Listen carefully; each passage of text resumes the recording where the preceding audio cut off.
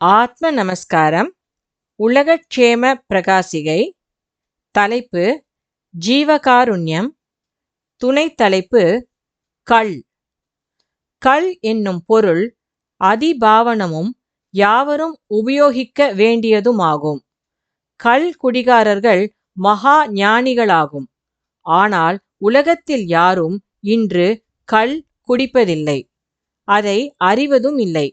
அதற்கு பதிலாக உண்மை தெரியாமல் கர்ப்பம் சிதைத்து கலக்கிய நீரை கள் என்ற பெயரால் உபயோகித்து வருகிறார்கள்.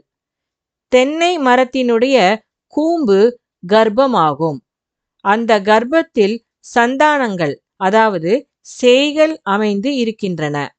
அந்த சந்தானங்களை சிதைத்து கலக்கி எடுக்கும் நீர்தான் மனிதர்கள் உபயோகிக்கின்ற கள். இது எவ்வளவோ வருத்தமுடையதாகும். அதை குடித்துவிட்டு போதையில், அதாவது மதி இழந்து பலவிதமான கெட்ட செயல்களில் ஈடுபட்டு புத்தி கெட்டவர்களாகி பிறரை துன்புறுத்துவதல்லாமல் தம்மிலுள்ள உயிரையும் நாசம் ஆக்குகிறார்கள். சாராயம், பிராந்தி போன்றவைகளை குடிப்பதை பற்றி தனியாக கூற வேண்டிய அவசியம் இல்லை. உண்மையான கள் அமைந்திருப்பது சிரசிலாகும். உயிரை கொண்டு எடுக்கப்படுகிற அந்த கள்ளைத்தான் உபயோகிக்க வேண்டும். அதை குடிக்கும்போது சர்வஜன் ஆகும், நற்புத்தியுள்ளவனும் ஆகும். அதைத்தான் மகான்கள் உபயோகித்து வந்தனர். அது எண்சாண் பனைத்தலையில் ஊறிய கள். அந்த பனைத்தலையாவது இந்த உடம்பில் 7 சாணுக்கு மேல் 8வது சாணாகிய சிரசாகும்.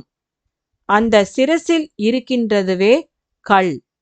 அந்த கல்லை லம்பிகா முத்திரையினால் மகான்கள் பானம் செய்கின்றனர்.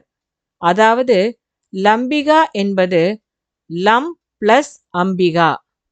லம் = பிரகாசம், அம்பிகா = லோகமாதாவாகிய சக்தி. அந்த சக்தி தன்னுடைய சிரசினுள் ஒடுங்கும்போது அமிர்தம் இறங்கும். அதுவே துஞ்சத்து எழுத்தச்சனை போன்ற மகான்மார்கள் சேவித்து வந்தது.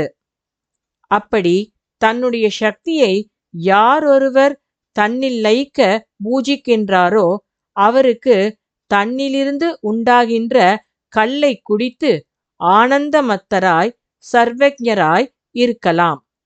எனவே அறிவை கெடுக்கக்கூடிய கர்ப்பத்தை சிதைத்து கலக்கிய நீரை தள்ளிவிட்டு சர்வஜராவதற்குரிய சிரசிலுள்ள கல்லை அருந்தி சர்வஜர் ஆகுங்கள்.